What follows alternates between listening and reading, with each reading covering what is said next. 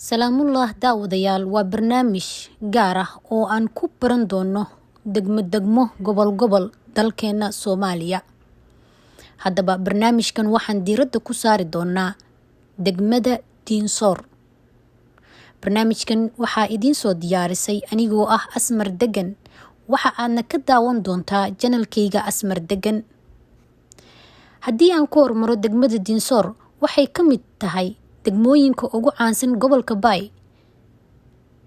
Degmadan ayaa ahayd degmada saddexaad ee gobolka xilligii dowladii kacaanka.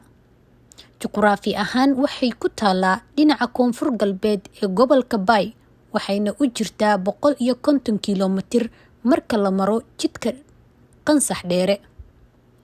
Degmada Dinsoor waxaa ku wareegaysan buuro waaweyn, sidoo kale waxay leedahay beero, waxayna caan ku tahay dhaqashada xoolaha. Haddaba waxaan idiin soo gudbin doonaa degmada Dinsoor iyo ciyaaro dhaqameedka ay caanka ku tahay.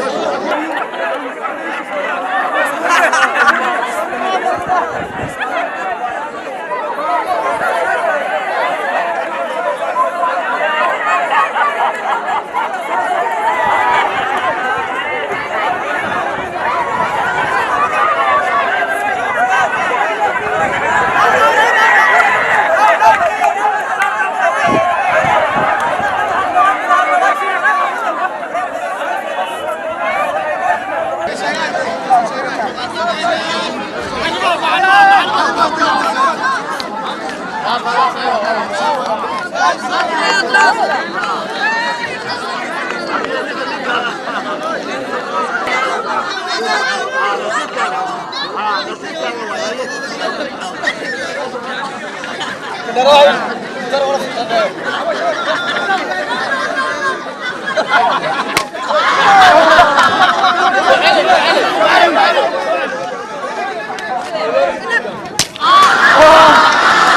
aad ula socotid channelkeena mar walba oo aan soo gelino barnaamijyo xiiso badan kuna faa'iideynaya, fadlan subscribe ka saar, like-ta iyo share-tana hanaga ilaawin. waad mahadsantahay.